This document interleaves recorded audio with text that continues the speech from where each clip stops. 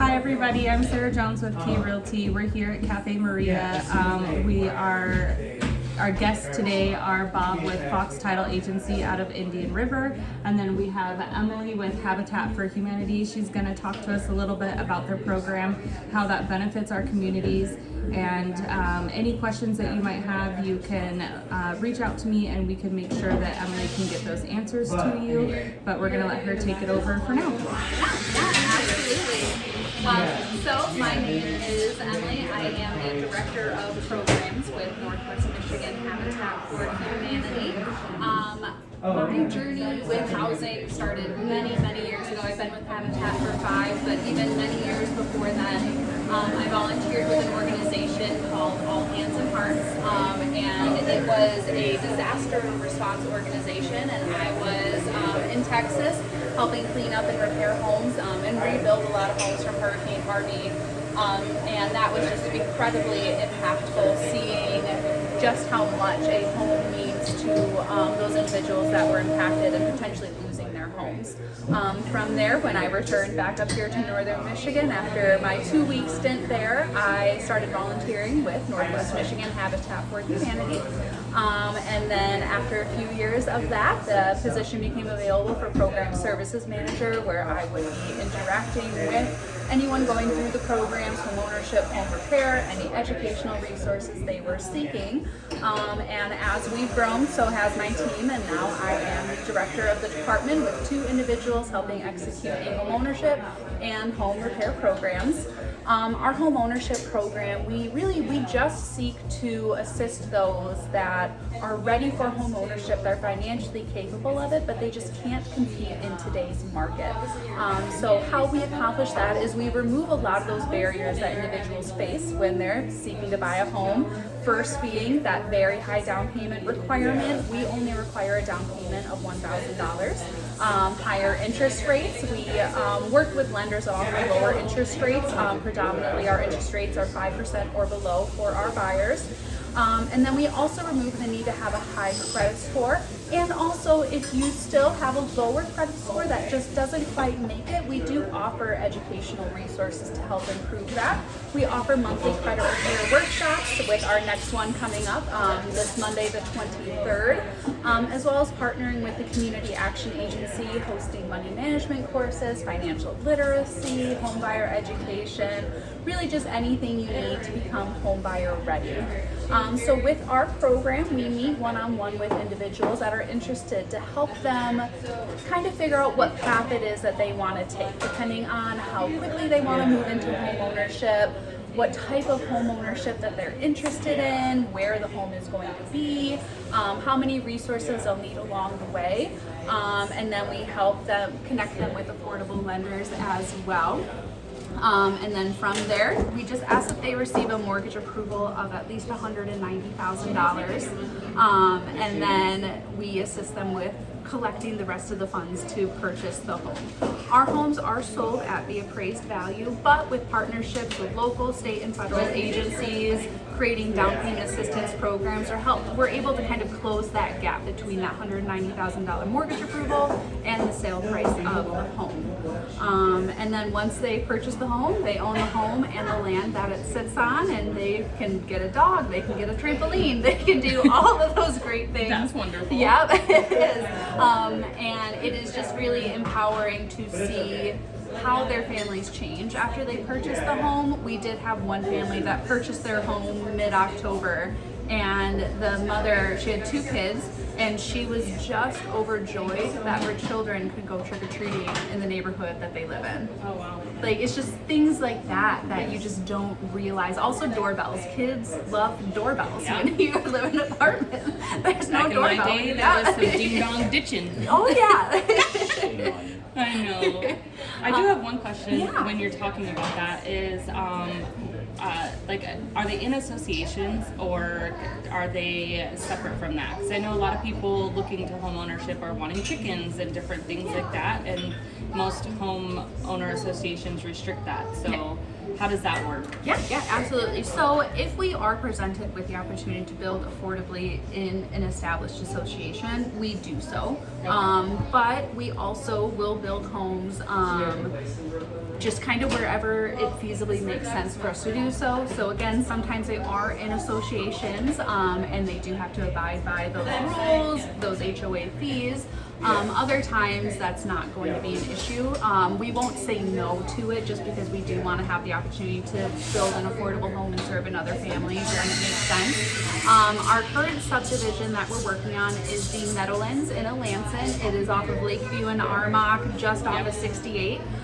So that is technically a site condominium. That land was established as a site condominium with its original developer back in 2005. They stopped building with the housing crash just a few years later, and then we were able, a donor purchased the property for us in 2019, 2020. Since it was already established as a site condominium, you can't make it not so. Sure. So it is technically an HOA by those standards, but the HOA rules that are in place are incredibly simple, like your house must have siding, just really basic things like that. But we also really encourage our buyers to get involved in that HOA too. We encourage them to get involved in their local community. We have another subdivision, Lantern Lane, also in Alanson.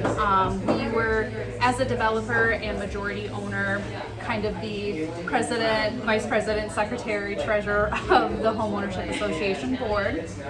The roads are deeded over to the village, so there was no HOA fees to collect, but we just sat down with those homeowners and encouraged them to step up and take place of us, take place as the president, the vice president, the secretary, and start making it their own. We've also encouraged them whenever we're building in a community that is working on a new master plan. If we catch wind of that, we encourage those residents to attend that and have a voice.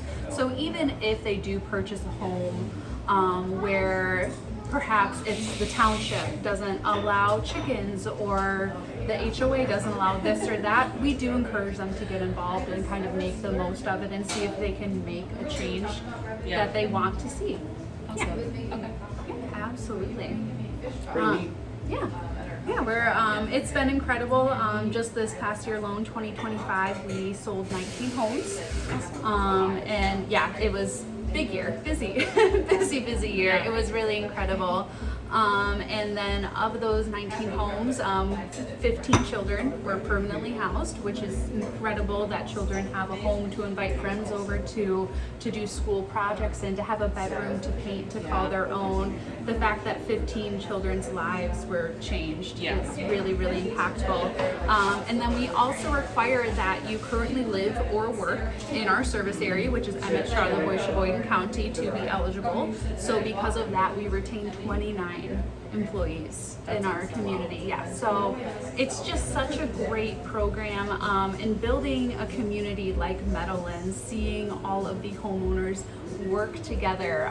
They bring each other cookies. There's a couple of homeowners that have like a monthly movie night. Like, it's really fun to see that it is its own community. It's it's really, really impactful. That's awesome. Yeah, absolutely.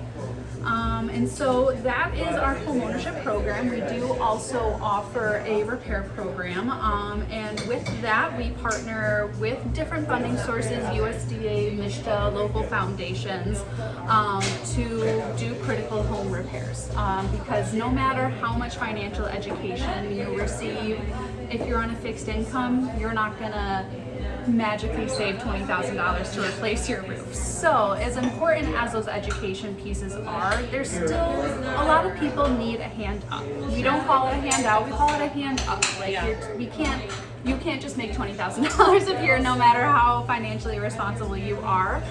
But so with this program, it is up to $60,000 in critical home repairs. So roof, weatherization, siding, windows, furnace, water heater, anything along those lines. And it is placed as a lien on the home. So it doesn't require monthly repayment, and you're of course not paying that back out of pocket. And then that lien, it doesn't collect interest, and then it's also forgiven after a period of years, depending on the source of the funds. But yeah, so it's very, very important, especially just because we like to use that program to encourage residents to think about aging in place as well. Do you need a ramp? Is your bathroom accessible? Perhaps you need this carpet removed for someone to move around easier in a wheelchair. So we do a lot of accessibility modifications, as well as just standard home maintenance to help improve the health and safety of the household. That's awesome. I didn't know that either. We just want to, any housing insecurity that anyone is facing, whether it's that they aren't able to own a home or the home that they do own is falling apart around them, we want to address that for everyone in our communities. So our programs do serve kind of that low to mid income, and if you do want any specific income information to see if your household qualifies, we have all that on our website as well. We use the area median income, which is published by HUD each June, and it essentially just takes it by county and your household size, and we use our maximum incomes from that. And a lot of people are really surprised to learn that they do qualify. There's still a lot of stigma around the Habitat program is for the incredibly needy. I wouldn't qualify. I'm like, me and my spouse are both employed. Like, we make too much money, and that's not true. It is hard out there for everyone. Everyone is struggling, and so we wanted to modify our programs to make sure that they were as accessible as possible for our community. That's awesome. I love that. It keeps people in their homes not feeling forced to make big changes because they can't afford a roof or they can't afford a furnace. So sometimes, shockingly, people end up selling their homes because of those type of situations, and so that's nice to secure them. Where they're already secure, you know, they want to just keep feeling safe. So that's awesome.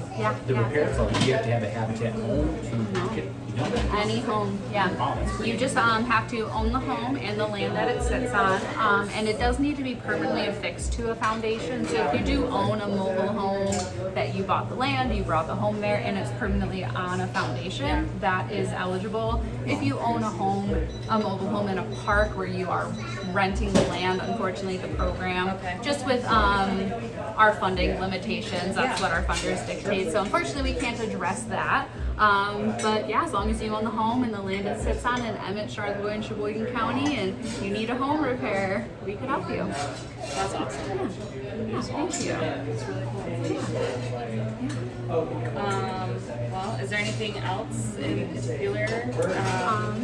I don't think so. So those are our two main programs. Like I mentioned earlier, we do offer a lot of educational resources as well: financial literacy, money management, budgeting, education, home buyer education, credit repair. So even if your goal is to just become more financially stable, we're happy to help with that. Just last week I was working with a household that their first goal wasn't necessarily home ownership, it was to purchase a car, and they just want to know, like, how do I even get there?